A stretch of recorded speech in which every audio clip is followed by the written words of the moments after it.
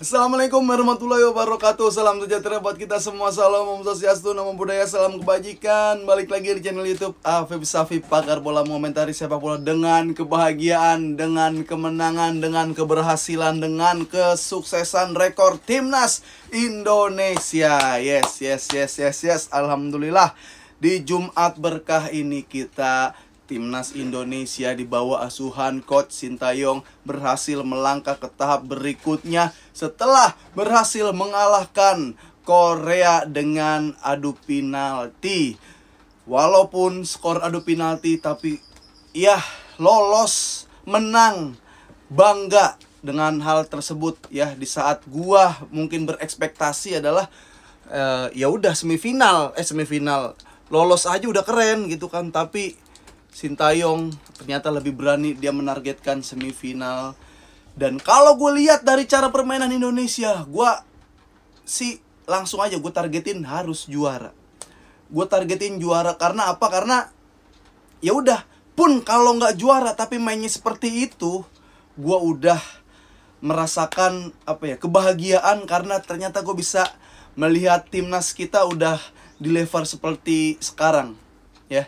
Gue nggak tahu, sangat berubah, sangat berproses, sangat berprogres signifikan dan terlihat jelas, mulai dari mentalitas, mulai dari tingkat kepercayaan diri, mulai dari taktik, mulai dari permainan, mulai dari kualitas bermain, semua meningkat dan semua konsisten.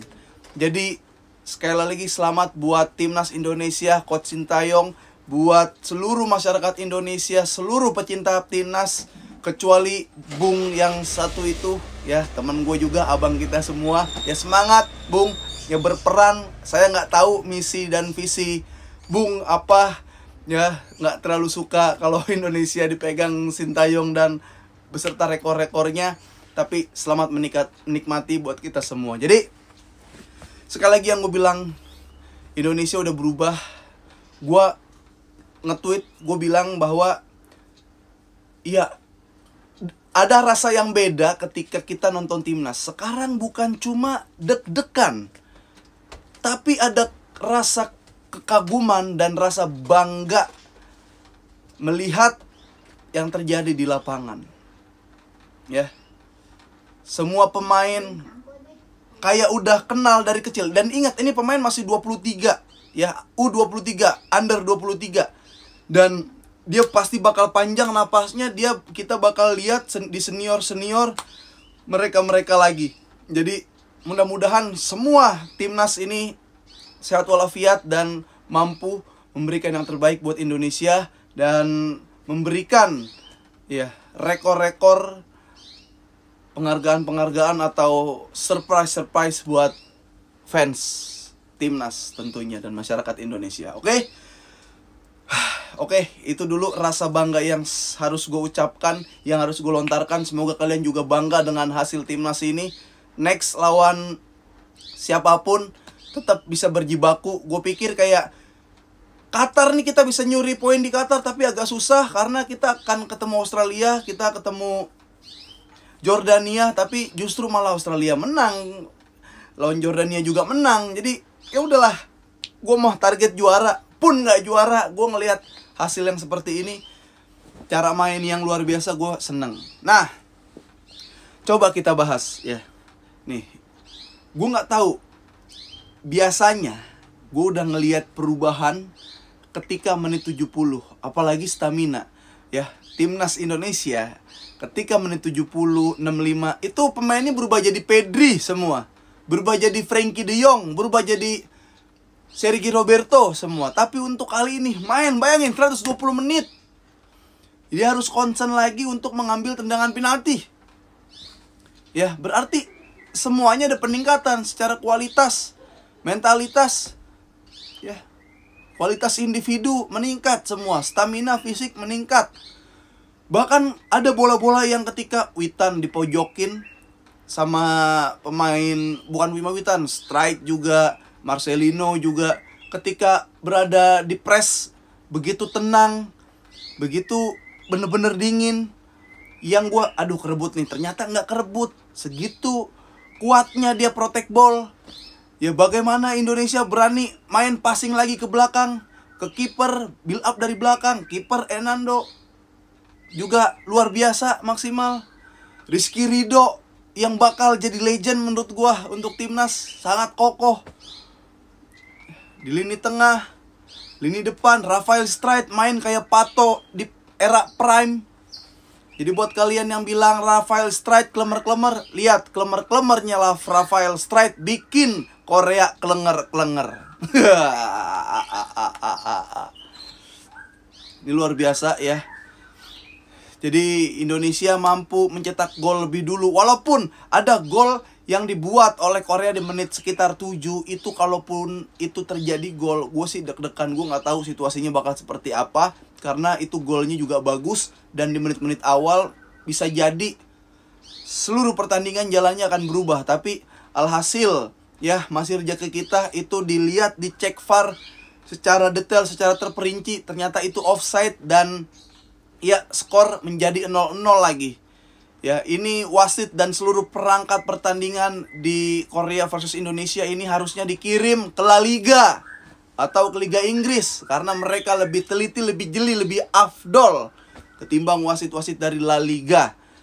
Dan setelah itu Rafael Streit menciptakan gol yang menurut gue luar biasa. Ya, ini flashing dari luar kotak penalti dan lu lihat itu lawannya Korea, bro, di flashing ya, bak Laksana Thierry Ongri. Bola berada di pojok kiri atas jala gawang dari Korea. Tidak bisa dibendung. Itu yang membuat mentalitas kembali, moral kembali menaik lagi. Ya. Dan bahkan gol kedua itu dari gol-gol bola Drogba. Bahkan Korea ngeciptain gol juga. Itu dikasih ya, Mekomang dikasih. Jadi ya udah, ini gue bangga banget. Gol kedua itu umpan dari kiper ya, dari Hernando apa dari, pokoknya dari belakang, gue lupa ini karena gue baru pulang. Dan cetak gol langsung, gol Drogba ke gawang Arsenal itu, gol Drogba ke gawang Liga Inggris lainnya.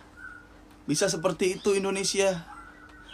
Walaupun gue cukup deg-degan ketika kartu merah yang diterima pemain Korea saat unggul 2-1 Indonesia.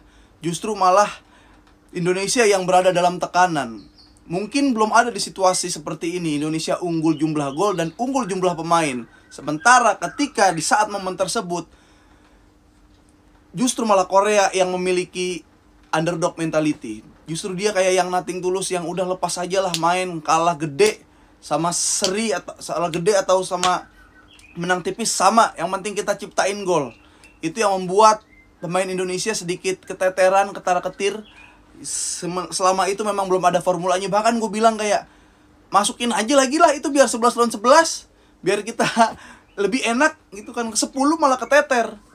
Bahkan ya kalau kita cari kekurangan, kita cari minusnya, memang ada sedikit konsistensi atau up and down-nya para pemain. Ya kita terlihat Marcelino, ya Messi aja bisa tampil jelek, Messi aja kadang nggak terlalu beberapa kali dapat permainan yang kurang bagus. Ya Marcelino itu gue bilang jujur aja itu lagi underperform. Ya harus ada bola yang bisa jadi gol, itu umpan strike yang harus di placing, bola kanan atas, bola pokoknya arahin jauh dari kiper, itu tidak bisa dilakukan. Dan ada satu shoot yang salah, ya terlepas dari itu semua hasil, semua permainan, ya kalau all play dari Marcelino ini ya bagus semua. Tapi kalau untuk pertandingan ini underperform menurut gua. Dan Rio Fahmi ketika ditarik ya diganti dengan siapa ya, Fajar atau ya Fajar, itu kita sedikit kehilangan sentuhan di lini sebelah kanan. Bahkan ada terciptanya gol itu counter dari sebelah kanan, dari sebelah kiri Korea. Jadi ya siapapun yang ada di bench Indonesia itu memang harus siap menjalankan tugas. Dan apabila ada up and down itu hal yang wajar. Keharmonisan dari Indonesia ini berhasil menutup kekurangan pemain. Kelebihan ya pemain berhasil menutup kekurangan pemain. Dan Marcelino cetak gol juga ya di penalti. Hernando patut diberikan kredit karena dia berhasil save tendangan dari Korea dan Rafael Struijk. Semua udah happy banget lah. Aneh banget kalau ada yang nggak happy kalau ngelihat Indonesia seperti ini gitu kan. Karena ini bisa dibilang prospek keren banget. Masih panjang perjalanan ya, bisa diapa-apain aja ini. STY diperbarui kontraknya. Jadi keharmonisan, gue ngeliat di situ ada sisi keharmonisan sih. Jadi ya ketika ada teman lu yang lagi kurang mainnya, teman-teman yang lain bisa menutup kekurangan tersebut. Itu yang dibilang sepak bola cerdas, sepak bola smart. Itu dia kalau bisa bermain bukan cuma buat dirinya ya, tapi bisa membantu teman yang sedang kekurangan, membantu dan melihat situasi yang terjadi demi tim, demi Indonesia. Itu gue seneng banget. Jadi kalau gue rangkum boleh Indonesia, gue sangat bangga. Gue nonton Indonesia sekarang bukan cuma deg-degan doang, nunggu menang dan kalah, tapi ada seni di situ, tapi ada kualitas yang sangat memperlihatkan peningkatan progres dan proses. Mentalitas, kualitas individu naik, semua keharmonisan juga terjaga di situ. Ya, jadi bahkan bukan gini, kita selalu mindset kita atau yang terjadi di lapangan seringkali kalau ketemu Korea, ketemu Jepang, ini tuh kita pasti kalah gitu. Duel 1 lawan 1 pun pasti kalah. Nggak ada di situ. Kita datang dengan mentalitas yang sama-sama superior. Ya Korea, ya Raja Asia, oke. Tapi Indonesia datang, ya siapa? Ayo kita, Indonesia yang baru. Indonesia yang kualitasnya lebih meningkat. Itulah gue ngomongin kualitas mulu dari tadi. Jadi itu yang bisa gue sampaikan ya. Inkonsistensi atau up and down pemain berhasil ditutup oleh Indonesia, oleh para pemain yang lain.